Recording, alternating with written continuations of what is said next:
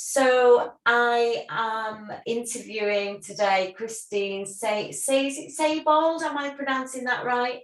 It's Seibold. Seibold. Okay. Yes. So we're sharing our vulnerable stories of domestic violence. It's Domestic Violence Awareness Month. And it's so important that us ladies share our stories because there are so many women that haven't survived. We are the lucky ones, and I, through my story, want to help other women go through trauma and use the things that I used in my own life. So we can talk about that, Christine. And yeah, so over to you, just if you want to introduce yourself. Sure, absolutely. So I am originally from Boston, Massachusetts. I live in Miami, Florida now. And um, I'm not sure how much you would like to know, but professionally, I'm a business coach. I help women start their own virtual businesses. However, I also recently published my book, Blondie Without Borders, and it all talks about boundaries and setting boundaries in life and business, and particularly in relationships. I grew up without many boundaries, which led me to some difficult relationships. And so I share my story there. Amazing. So bonding without Blondie Without Blondie, Borders. Yes. Blondie Without Borders. I love Yes. it. Okay, Blondie Without Borders. I love it. And is it a memoir, or do you want to explain a little bit about the story and how you came to write the book? Sure. So my favorite place in the world is Seville, Spain. And I lived there for 3 years. And it's also where I met actually one of my abusive partners. And so I thankfully am in a loving marriage right now. But the book is him and I going through the city of Seville. And as we go through the city, we run into people or see things that cause a memory. And then I tell the story. So it deals with, abusive relationships, problems with food, problems with alcohol. I've been in recovery from alcohol for 10 years. So kind of different areas of setting boundaries in life. So the story, it is a memoir of the stories, but it takes place in Seville as we walk through the city. So. Okay. And how far does it go back in your, because I've also written a book and very similar, about it's a memoir of my past, but I go right back to really early childhood. I go back to age 7. So I don't know how far back does your story go? I'll have to read your book because it's very similar. I actually had some loss. I lost 2 classmates from my younger years they were killed in car accidents, as well as a cousin, all at a young age before I was 25. So I tell some stories about going through that, and also some abuse I had as a child, kind of 7, 8 years old. So it does go quite about the same as yours. Yeah. And did you, because when I've written my book, and as I was healing, because I was with a narcissistic partner last year, so I was in a really bad place last year. And through how I came to write my book through my healing process, which was journaling.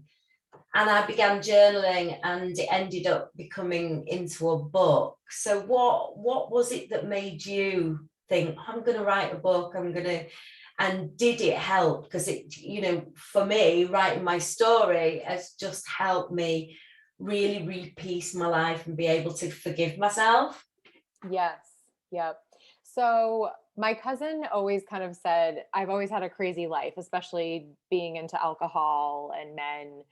So she always said, oh, you should write a book one day because I have so many stories. I'm also a big, big traveler.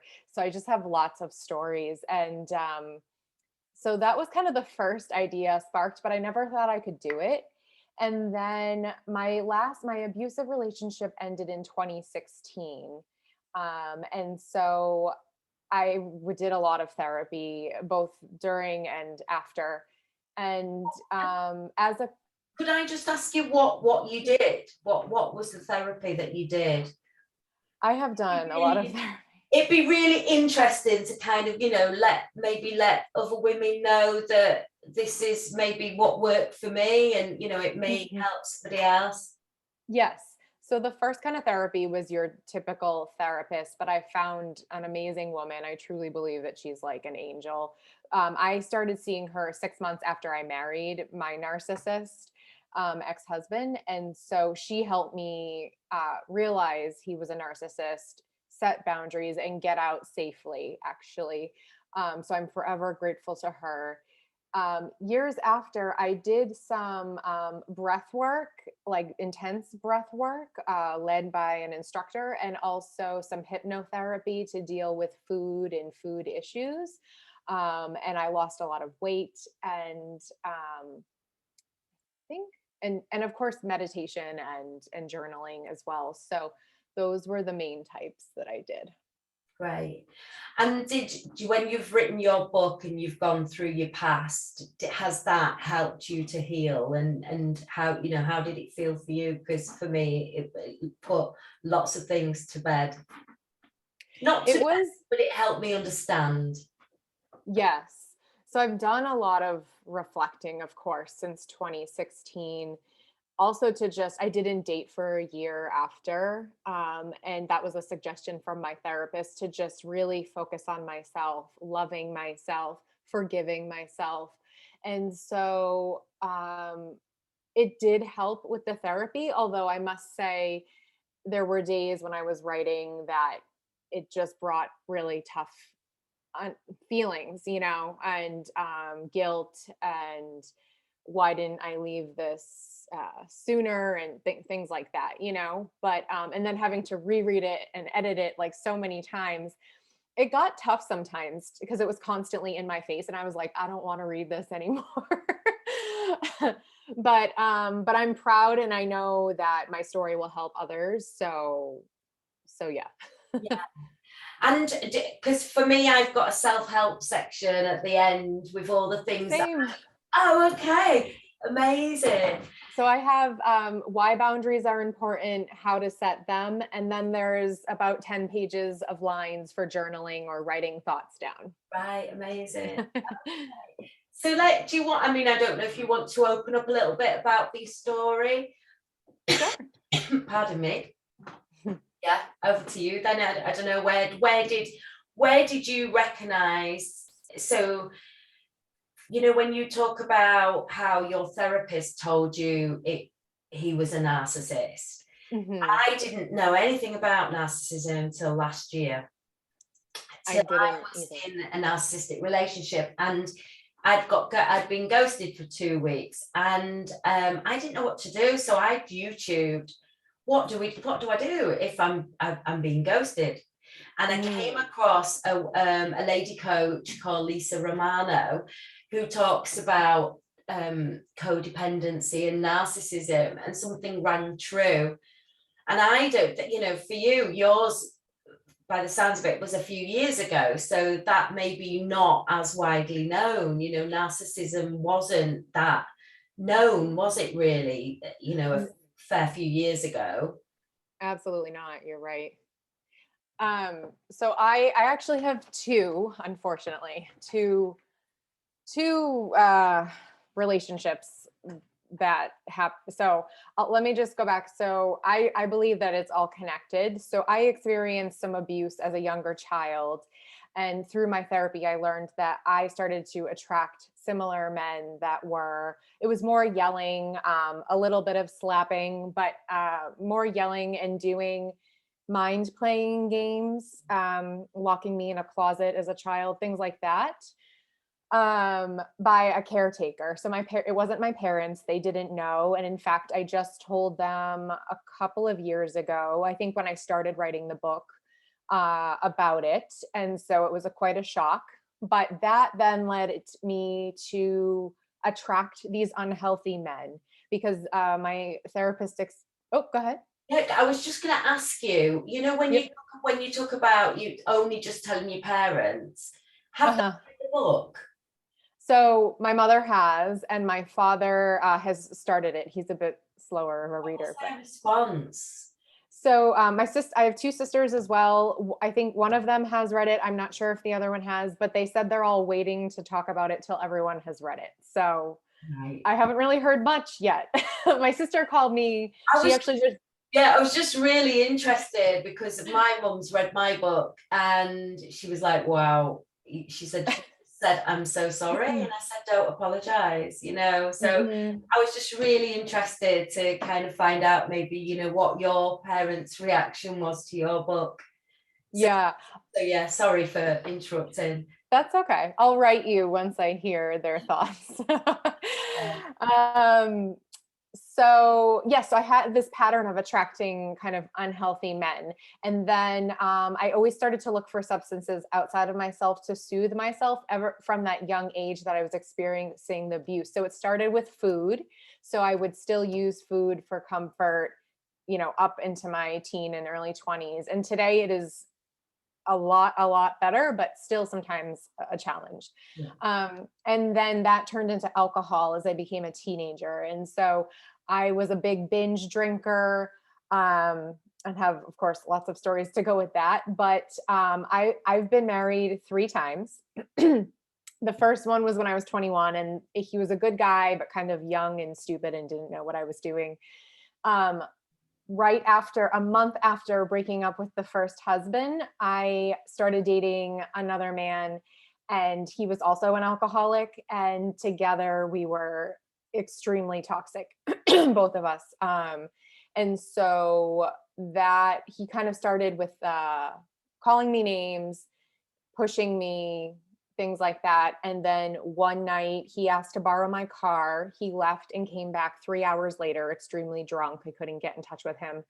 He came home with a ton of alcohol and just attacked me basically, and told me I wanted to get back together with my ex, and physically attacked me. And we were rolling around on the floor, punching and fighting and kicking for well over an hour. And he at one point he had his hands around my neck, and the only thing that I could yell out was "God help me," and he let go. So that, I truly believe, I had angels or some kind of spiritual point there. He allowed me to get my stuff and leave. And he threatened to kill me if I went to the cops, of course. So that actually didn't end there, unfortunately. And I continued to kind of see him, because when he didn't drink, he was this kind, loving man that I was so in love with. But when he did drink, he was this monster. Yeah. And so that was my first experience with the abuse, and eventually ended up getting out of that, thankfully. But How did you escape? How did you get out of that? so it took a while. Like I was very unhealthy because I was still drinking. So I had to get sober. And then even after I got sober, so 2 weeks after that, I almost died a second time in a drunk driving car accident with my sisters. Wow. And so that was what caused me to get sober. We all walked out of there without a scratch on us, Wow. thankfully. So those were two near death experiences within 2 weeks. So that was my wake up call. Definitely And looking over you. Definitely. yes. And so I got sober for 3.5 years, moved to Spain to teach English, which is where I found my second husband, who was the narcissist. Okay. And so I actually had a relapse with alcohol for 5 days. I locked myself in a room and just drank for 5 days. And on the fifth day, I met my second husband at a bar. And quickly, he was Muslim from Morocco, and he didn't drink. And so I kind of felt like he was my ticket to getting back on track, to getting back and being sober again. And but quickly he was very controlling, didn't want me to see my friends anymore because they drank, didn't want me going out, wanted to change the way I dressed. I am spiritual, so the fact that he believed in God was what was important to me, and not that he was Muslim. He said that he didn't mind that I grew up Catholic, but then after we got married, he changed his story and wanted me to convert and everything. And So we lived for 2 years in Spain, and then I applied for the 90-day fiance visa to move back to Boston because there were no jobs in Spain at that time. It was during the economic crisis. So so we moved back to Boston, and it just, I mean, before we even left Spain, the situation was toxic. My sisters came to visit us. He didn't treat them well. It just, there were red flags everywhere. How did you recognize that he was a narcissist? What kind of things did he do? Because for me, they shower you with lots and lots of love, right? Love bombing at the beginning. It's all this wonderful thing. And you know, if you're a vulnerable woman that is just looking for love because you've had trauma in your life, then you know, it's like, wow, I've got this man that's given me all this attention. It's so lovely. And you know, you fall for that charm so easy. Absolutely. You know, what did he do? What kind of things was he? Because you know, for me, my partner was a covert narcissist, so he was very, very good at what he did from the outside, people looking in, oh, this amazing guy. And then there was just these red flags that I'd kind of not really alerted to. No, you know, you kind of push it to one side. So Yeah. kind of things, you know, happened with you to recognize it, that he was a narcissist? I didn't learn about the narcissist till years later when we were in therapy after we got married. But again, he would buy me things, take me to dinner. You know, he would get angry or controlling, but then, you know, kind of apologize. But it was that crazy cycle of like being so kind and sweet, and then turning things that were really close and intimate about me that I had shared with him and turning them against me, calling me names. And it was just always all about him and what was best for him and not us together. And like my family and myself had done so much for him to bring him to the United States and to help him. And I worked at Harvard University and got him a job at Harvard, like so many things. And he just would treat me horribly. Wow. um, So and so there now, is he still in I'm America? I have no idea. I have blocked him. Okay. I will say the way to go is no contact with Yeah, narcissists. You yeah, have to block them. yeah, And I have no idea if he's still where he lives, if he's still working for Harvard, like no idea, no idea. yeah. But just to finish the story, one night, this was like a huge narcissist red flag. So one night, my sister, he would always accuse me of like talking to old guys that I liked or being friends with men that I shouldn't be on Facebook. And one night my sister called me, it was about 11 o'clock at night. And she said, I found this Facebook page that he has, and it has all naked women on it. That was all his friends. And he hadn't even made it private, which was kind of weird. It was almost like he wanted someone to find it. So when I confronted him about it, that started the hugest fight. And it's just so strange because, as I say, that these incidences are connected to the abuse as a child, but he would lock me in our second bedroom, just like I was locked in a closet as a child. So it was very similar. So he would lock me, and then he would demand that I leave at 11 o'clock at night. But then one time I actually did try to leave at 11 o'clock at night, and he wouldn't let me. So it was all about the control and these mind playing games. And so that night with the Facebook, we argued and argued, and he ended up lunging at me, and then also tried to tell me that I lunged at him, you know, and that I was abusing him. And so I knew from my previous relationship that once it turned physical, that there was no turning back. And so I knew that I had to get out. So I met with my counselor and we devised a plan, and he was going home to Morocco to visit family either 2 or 3 weeks later. And so I actually had to wait so I could get out safely. But I had to wait until he left the country to leave. And so it was like killing me inside because I knew I couldn't I'm a very authentic person, so I can't like hide things very well. So I had to find another apartment. My parents helped me financially once I told them what happened, and so that he didn't see it come out of the bank account, and helped me secure another apartment so that as soon as he left, I could get out and move right away. And so as the day he left, it was so hard. I drove him to the airport, and I was supposed to go meet him a couple of weeks later. And I was crying when I brought him to the airport because I knew it was the last time I was really going to see him, more or less, other than at our divorce. And of course, he just thought that I was going to miss him, and it was all about him, right? So, and but it was like killing me inside. It was really, even though it was such a stressful, horrible relationship, I knew that it was the best thing. And so I took half of our savings out the day that I was supposed to leave to go see him.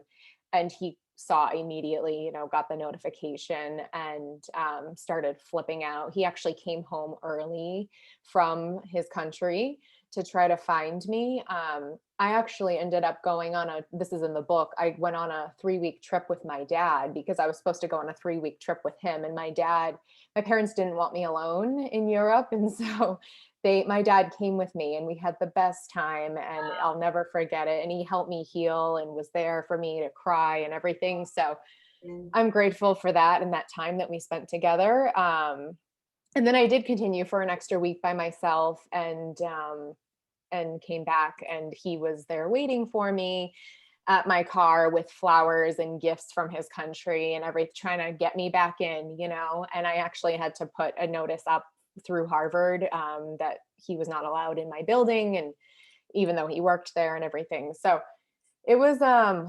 stressful time, but well done now. Well done. thank you. Might I add that I did leave him one time previous to that. I moved out for about a month and stayed with a friend because things had gotten really bad. And I gave him a second chance, as many of us do. And same thing, he was love bombing me and getting me to come back in, hoovering me back. And so I did go back. And then it was less than a year later that all of this happened, and I finally left. Amazing. Well done. So proud. Thank you. It's your story sounds so very similar. Really? I can't wait to, share our stories. And it's just wonderful that we can say that we've survived. And I think that's so important.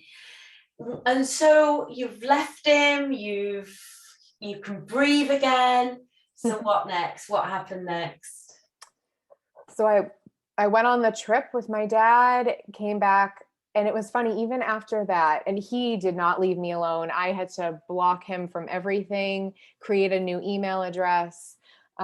He had his family calling me, his friends calling me at work to try to get me to take him back. And I even wrote a letter to his family explaining what happened and what he did. And they just said he was angry and that I should still take him back, So I thought all of that happening had me second guessing myself, and thank God again for my therapist, because I was considering not filing for divorce right away. And I told her that, and I said, oh, I think I'm going to wait and see what happens. And thankfully I came home in July, and beginning of August, I filed for divorce. My parents came with me to the divorce. He was there crying. And I know a lot of women look for closure with their exes.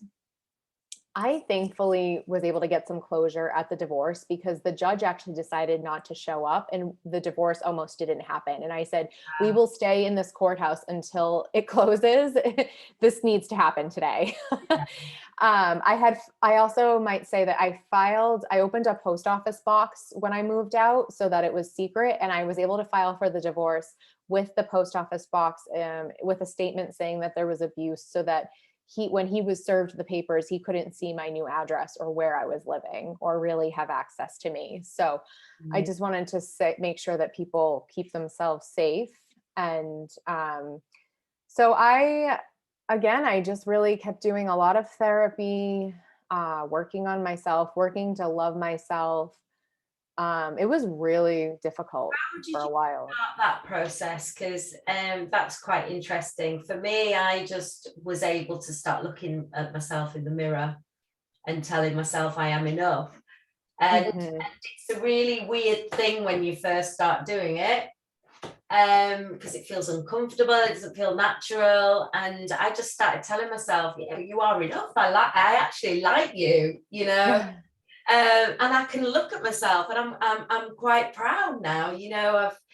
I work out every day. I've done so much, you know, for myself. And so it's just interesting to know what, you know, you said you had an issue with eating, um, Yes. and you said that you went for a year without a relationship. So within that time, was that your time where you practiced your self-love?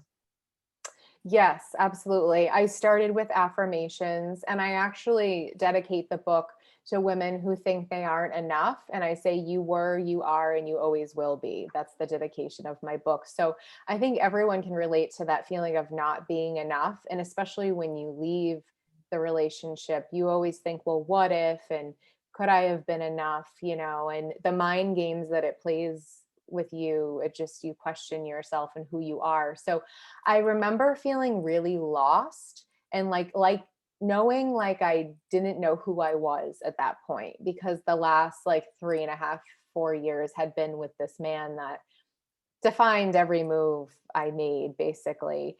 Um, so I had to start like having fun with myself. I went through a really tough period of depression at first. Um, and I swore that I would never get married again, and here I am. So I broke that one, but And though, I realized that, you know, who we are and who we become, we attract. And so my therapist encouraged me to become the woman, you know, that's similar to the man that I want to attract. And here I am with the love of my life, and it's been great. So I'm, again, affirmations change the way we think about ourselves, absolutely, and what we believe we can and can't do. And yeah, definitely. It's so important to change that language around ourselves, you know. Oh, don't be silly, you know, you call yourself, oh, you silly cow or whatever, you know, if you do something wrong, you know, I used to say that quite a lot. Or I'm starving. No, we're not starving, you know, we're just hungry. We just might be hungry, you know. So it's just yeah. changing that language, isn't it, that we use to ourselves quite often. Mhm. Mhm. And Um, I felt so broken at that time. I just really had to be gentle for myself. And when I went through the period of depression, I got on medicine, and my therapist just said, "Go for a walk around the block." Like I couldn't leave my apartment, and she was like, "Go for a walk around the block." And that was what started, you know, it's the little baby steps of progress where it turned from walking around the block till I was walking to work. What, you know, I would walk to work every day if it was nice out. So those little things turned into big things and helped me move forward. yeah, and it's exactly what you say. It's baby steps, isn't it? And it's progression. Every day's progression. It just doesn't happen. You've got to take the action as well, haven't you? You know, it's okay doing Hmm. positive affirmations, but you've got to do the action as well. You know, if you Yes. want to feel good about yourself, I think you've got to take that action as well. And I had never really taken time for myself. I was one of those that was always in relationships, especially being an alcoholic, like always just looking for that next thing or that next person that was going to get me, you know, make me feel happy. And so I just really had to learn how to have fun with myself and be gentle with myself and patient and just be okay with where I was, and to let all the feelings out and not stuff them down with food or alcohol. And I have been sober since I got sober in Spain. And so, um, you know, I just haven't, you got to let yourself feel. Yeah, definitely. You know, lots of people try to suppress emotion, and you know, it will happen. You know, just feel the emotion, let it pass. Hmm. You know, it's not a long thing. Just know that it's an emotion, and you know, lots of people react, don't they, when they're in that heat of the moment, or they're in that fear, and it's just about having that breath and to think about things before you take that action. Yeah. I was angry for a long time, first at him and blaming him for me having to go on depression pills and me having to change my name again, and so many reasons, and then I was mad at myself for putting up with this for 3.5 years, but I eventually learned to let all that anger go and forgive him and myself and love myself. Yeah. And actually, when you look back, for me, I look back and it's me that did it to myself, because of the way that I was, not to myself, but the way that I was vulnerable and never loved myself enough, to realize. So, yeah, it's every day, baby steps, and, towards self-love and hopefully, a better life like you. And so how did you meet your lovely man? Are you married, or you, yeah? Yes, so married for the third and final time. I started to eventually kind of date online and met him on Tinder, actually, and wasn't really looking for anything serious at the time, but decided that I was okay to go out, and yeah, and he turned out to be amazing. So So pleased. I'm so pleased. I love a happy ending. yes. Yeah, that's amazing. Christine, thank you so much for today. Of course.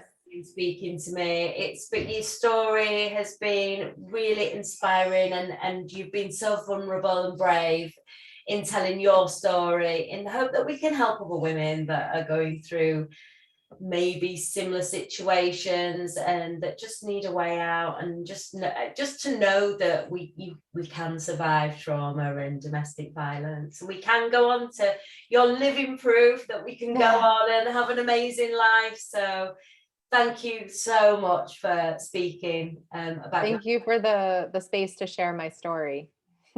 Lovely. Bye, Christine. Bye. Bye.